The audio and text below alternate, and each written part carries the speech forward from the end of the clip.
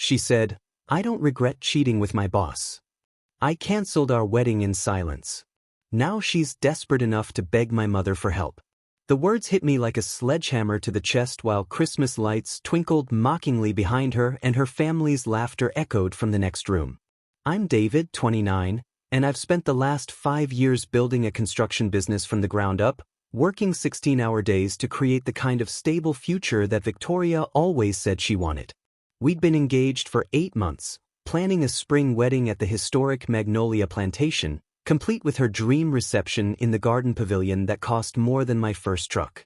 Victoria worked at Henderson and Associates, a prestigious architectural firm downtown, and I'd always been proud of how she'd climbed from intern to junior designer in just 3 years. She was brilliant, ambitious, and had this way of lighting up any room she entered that made me feel like the luckiest guy alive. We were at her family's mountain cabin for Christmas Eve, the same place where I'd proposed last year under a canopy of stars while snow fell softly around us.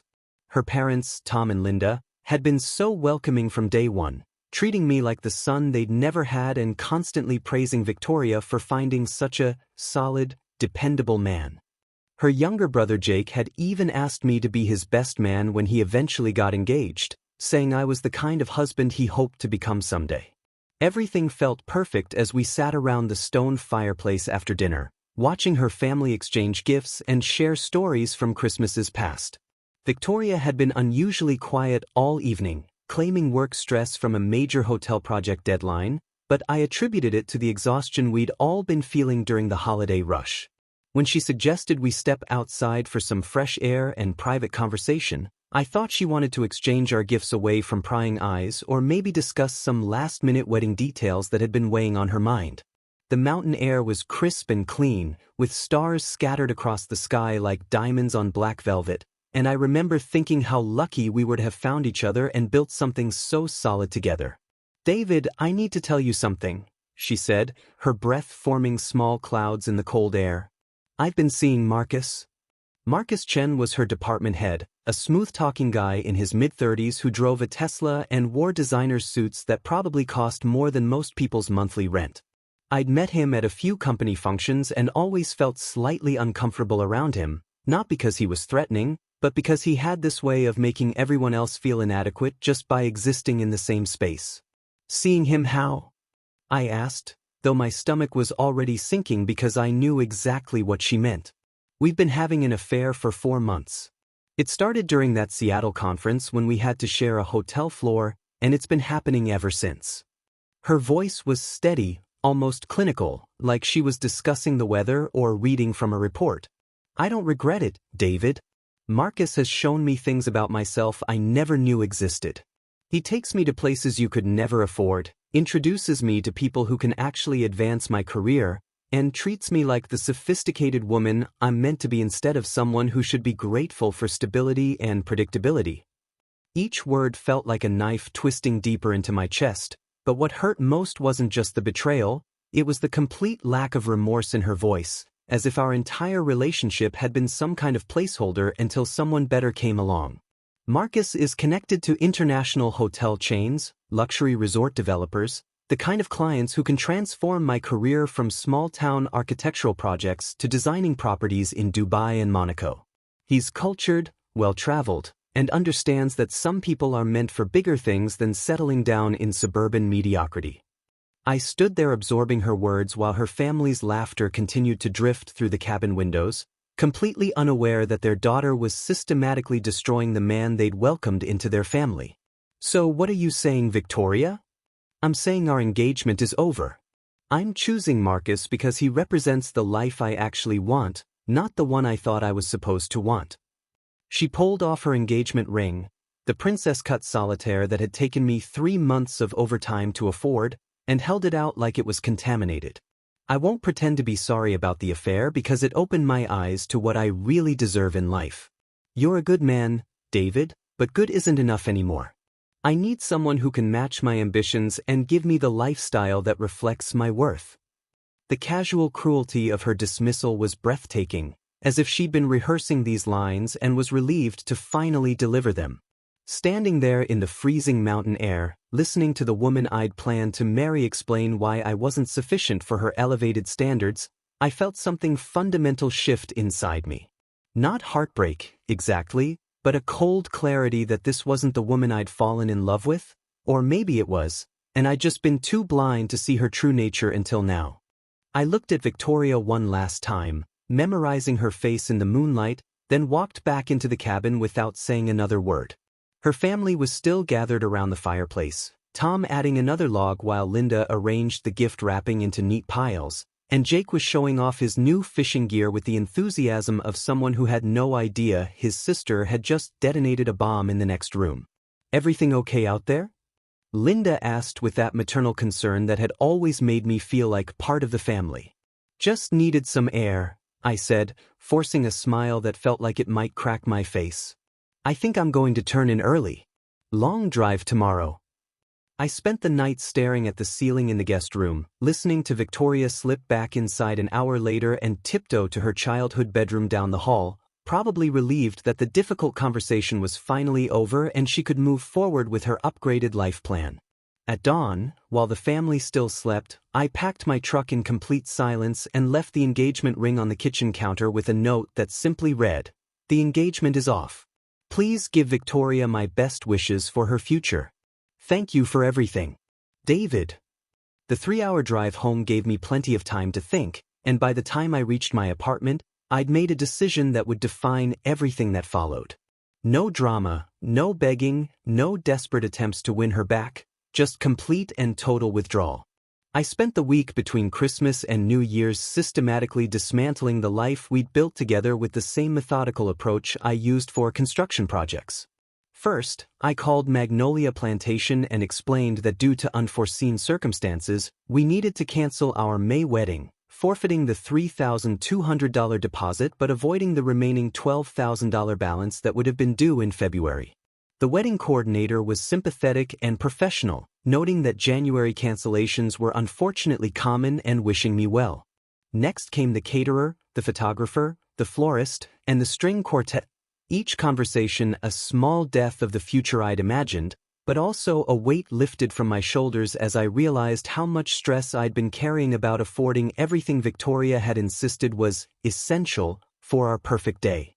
Our shared apartment lease was more complicated, but my lawyer helped me navigate the process of removing my name while ensuring Victoria could afford the rent on her architectural firm's salary, assuming she planned to stay in town rather than following Marcus to whatever international paradise he'd promised her. I divided our shared possessions with mathematical precision, taking only what was clearly mine and leaving everything else, including the expensive coffee maker she'd bought with our money and the designer furniture that had always felt too fragile for actual living.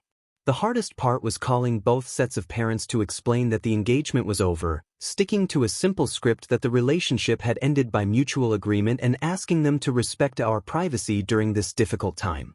My own parents were shocked but supportive, while Victoria's family was devastated and kept pressing for details I refused to provide, not out of protection for Victoria, but because airing her betrayal wouldn't change anything and would only hurt people who genuinely cared about both of us. I changed my phone number and blocked Victoria on every social media platform, email account, and digital connection we'd shared, creating a complete communication blackout that felt both terrifying and liberating. My friends were confused by my sudden relationship status change and pressed for explanations, but I simply said we'd grown apart and wanted different things, refusing to elaborate or engage in the kind of post-breakup analysis that would have kept Victoria's presence alive in my daily life. Instead of wallowing in what I'd lost, I threw myself into building what I could gain, channeling every ounce of energy that had been devoted to wedding planning into expanding Davidson Construction into something that could compete with the major firms downtown. I enrolled in evening classes for architectural drafting at the community college, figuring that understanding design principles would make me a better contractor and open doors to higher-end projects that required both construction expertise and aesthetic vision. The irony wasn't lost on me that I was essentially learning Victoria's field, but not to impress her or win her back, rather to prove to myself that I could grow beyond the predictable limitations she'd assigned to me. Within 3 months, I'd landed my first major commercial project, renovating a historic bank building into luxury condos, work that required delicate restoration techniques and collaboration with preservation specialists who treated me as an equal rather than just another contractor with a tool belt. My business grew steadily as word spread about my attention to detail and ability to bring projects in on time and under budget, qualities that apparently mattered more to serious clients than flashy presentations and European connections. During this period of focused self-improvement, information about Victoria's new life began filtering back through mutual friends who seemed genuinely concerned about both of us, though they were careful to respect the boundaries I'd established about not wanting direct updates. At James and Kelly's engagement party in June, exactly 6 months after my own engagement had imploded, I found myself observing Victoria and Marcus from across the crowded restaurant, noting details with the same analytical eye I'd developed for assessing construction sites. Victoria looked different, thinner, more angular, with the kind of sharp-edged glamour that photographs well but feels brittle in person, wearing a designer dress that probably cost more than most people's monthly salary but somehow made her appear smaller rather than more impressive. Marcus stood beside her checking his phone constantly, taking calls that seemed urgent and stressful based on his body language, while Victoria maintained a bright smile that didn't quite reach her eyes as she networked with other guests. "She seems happy," my friend Ryan observed, following my gaze, but his tone suggested he wasn't entirely convinced by the performance we were watching. "Looks like she got everything she wanted." I watched as Victoria laughed too loudly at something Marcus's colleague said, her hand possessively gripping his arm while he scrolled through what appeared to be financial documents on his phone, completely oblivious to her social maneuvering. "Sometimes getting what you want isn't the same as getting what you need," I replied, surprised by how detached I felt from the woman who had once been the center of my universe. Later that evening, Kelly pulled me aside with the kind of concerned expression that meant she had information she wasn't sure she should share. "David, I probably shouldn't tell you this, but there are rumors about Marcus having some serious financial problems, gambling debts, failed investments, that sort of thing. Victoria doesn't seem to know, or maybe she's choosing not to see it." I thanked Kelly for her concern but assured her that Victoria's choices were no longer my responsibility, though I filed the information away with the same professional curiosity I applied to identifying potential structural problems in old buildings before they became catastrophic failures. May 15th would have been our wedding day, and I spent it finalizing blueprints for a new residential development instead of dancing at Magnolia Plantation, finding a strange satisfaction in the productive use of what could have been the most painful date on my calendar. I was reviewing foundation specifications when my phone buzzed with a news alert that made me set down my coffee and read twice to make sure I wasn't hallucinating. Local architect arrested for embezzlement. Marcus Chin charged with stealing $2.3 million from Henderson and Associates. The article detailed how Marcus had been systematically draining company accounts to cover gambling debts and failed cryptocurrency investments, using company credit cards for personal expenses including lavish trips with an unnamed female companion who investigators believed was unaware of the fraudulent funding source. I immediately thought of Victoria's Instagram posts from their European vacation just 2 months earlier, designer hotels in Paris, Michelin-starred restaurants in Rome, shopping sprees in Milan, all funded by stolen money while she posed for photos celebrating her sophisticated new lifestyle. The investigation revealed that Marcus had been living entirely beyond his means for over a year, leveraging his position as department head to access financial systems and forge signatures on withdrawal authorizations, always staying just ahead of quarterly audits by manipulating project budgets and delaying vendor payments. Henderson and Associates was forced to close permanently due to the financial damage and reputation destruction, leaving all employees, including Victoria, suddenly unemployed and facing an uncertain job market where their association with the scandal would follow them to every interview. The news coverage continued for weeks as more details emerged about the scope of Marcus's deception, including his gambling addiction that had escalated from weekend poker games to high-stakes online betting that consumed increasingly larger amounts of stolen funds. Victoria's name never appeared in print, but anyone familiar with the office dynamics would have known she was the female companion mentioned in the reports, the one who had unknowingly benefited from criminal activity while posting about her elevated lifestyle on social media. According to the legal experts interviewed by local news, Victoria faced potential charges as an accessory if prosecutors could prove she had knowledge of the source of Marcus's sudden wealth, though initial investigations suggested she had been genuinely unaware of his criminal activities. The architectural firm's closure meant she lost not only her job but also any professional references from her previous work, as the scandal tainted every project and relationship associated with Henderson and Associates. Marcus was denied bail due to flight risk concerns, leaving Victoria to face the consequences alone while he sat in county jail awaiting trial on multiple felony counts that could result in a decade in prison. I felt no satisfaction watching her world collapse, only a distant acknowledgement that the universe had a way of revealing people's true character when they thought they could escape consequences through charm and manipulation. The first contact attempt came through my business email 3 weeks after Marcus's arrest, a carefully crafted message that began with professional pleasantries before sliding into personal territory with the subtlety of a sledgehammer. Hi David, I hope your construction business is thriving. I've been thinking about our time together and wondering if we might reconnect as friends, perhaps over coffee to catch up on each other's lives. I deleted it without responding, but Victoria interpreted my silence as an invitation to escalate her efforts rather than accept the clear message that I wanted nothing to do with her. Her subsequent emails grew increasingly desperate and manipulative, evolving from casual friendship overtures to elaborate confessions about learning valuable life lessons and realizing what truly matters in relationships. She claimed that her experience with Marcus had taught her to appreciate genuine, stable men, and that she now understood I had been the one all along, though she was careful never to explicitly admit to the affair or take responsibility for her choices. When digital communication failed to generate any response, Victoria began appearing at my construction sites, forcing uncomfortable confrontations that required me to have security escort her away while my workers watched with obvious curiosity about the well-dressed woman who kept showing up uninvited. The first incident happened at the historic bank renovation, where she arrived during lunch break claiming she wanted to see my work and congratulate me on landing such a prestigious project, but her real agenda became clear when she started crying about how proud she was of my success and how sorry she was for not believing in my potential. I made the biggest mistake of my life, David, she said while my crew pretended not to eavesdrop from across the construction site. I was young and stupid and didn't realize what I was throwing away until it was too late. I calmly informed her that she was trespassing on a private work site and needed to leave immediately, then called building security to ensure she couldn't return without authorization.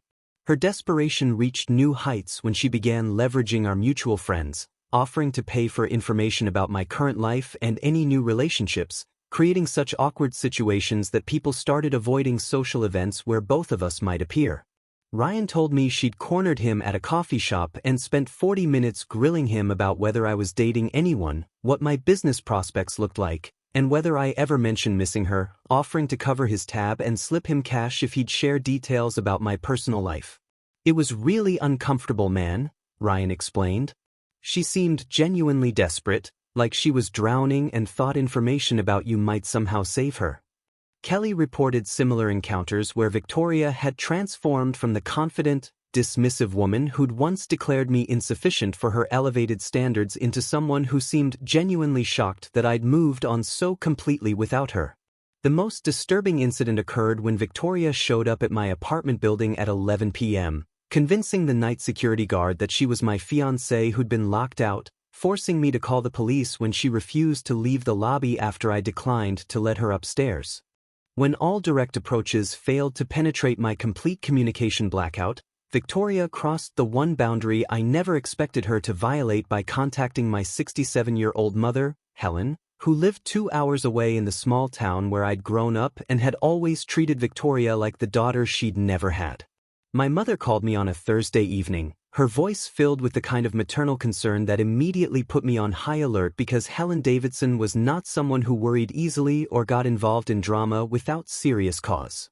"David, honey, I had the strangest phone call today from Victoria," she began, and I felt my stomach drop as I realized the depths to which my ex-fiancé was willing to sink in her desperation campaign. She sounded absolutely distraught, crying and saying she was in some kind of legal trouble and didn't know where else to turn for guidance from someone who raised such a good man. Victoria had spent 2 hours on the phone with my mother, carefully manipulating Helen's protective instincts by describing herself as a victim of Marcus's deception while rewriting the entire history of our relationship to portray herself as someone who'd made a terrible mistake due to temporary confusion rather than calculated betrayal.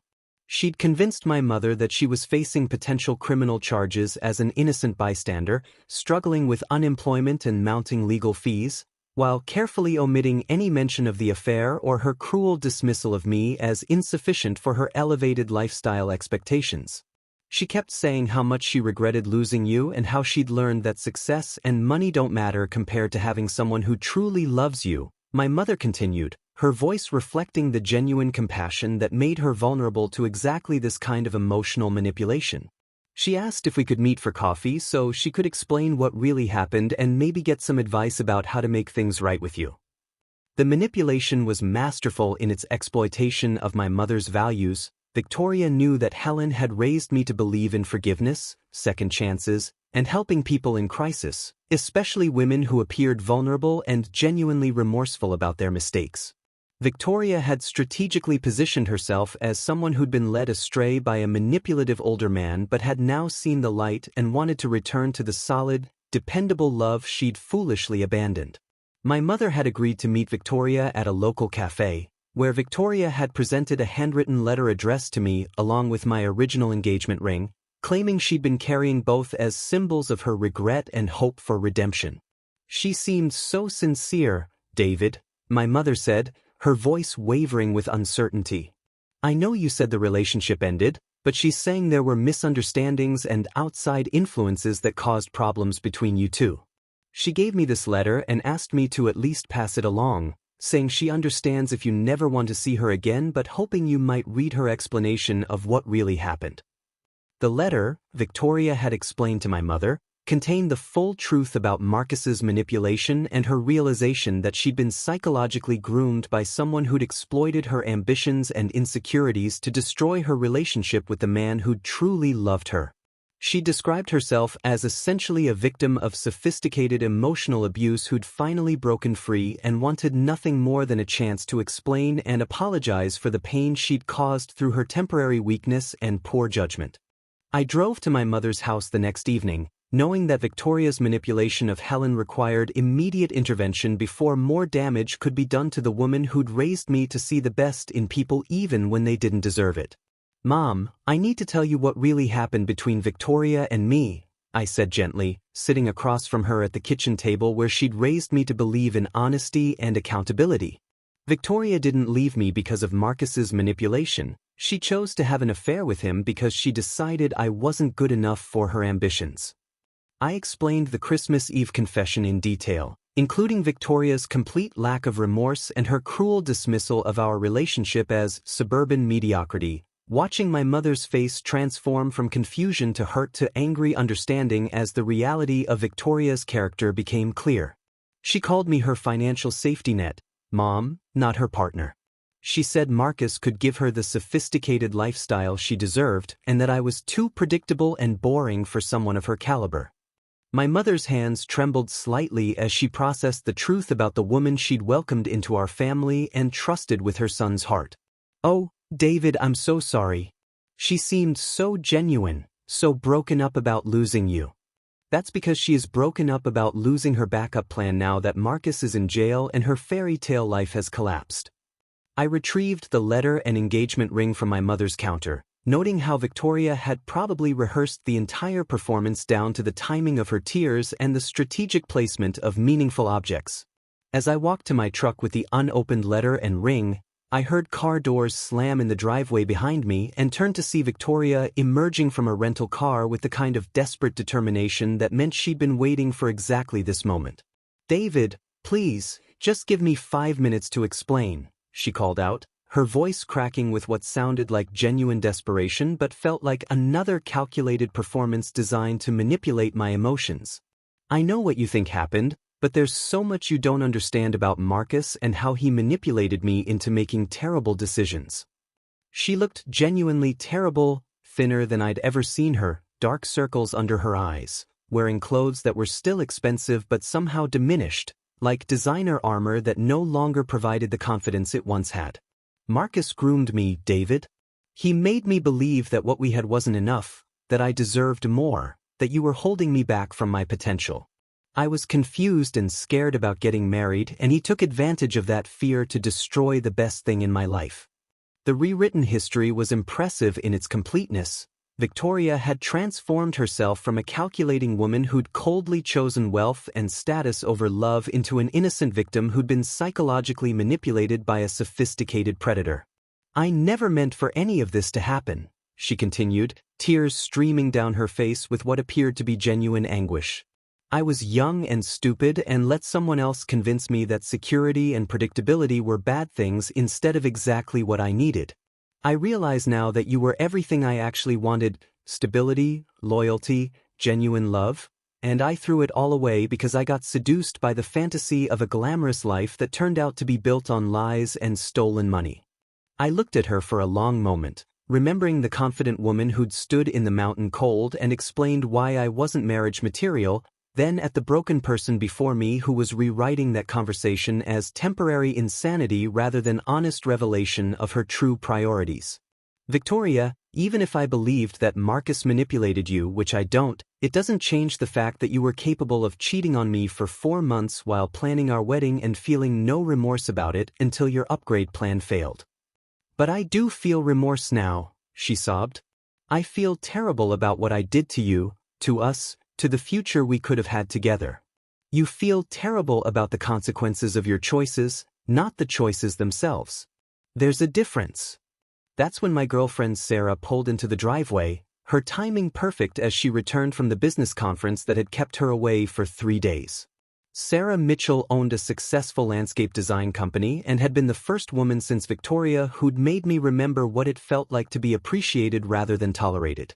"Hey, babe," Sarah said, walking over to kiss me naturally while Victoria watched with the kind of stunned recognition that comes from seeing your replacement exceed your own value in every measurable way.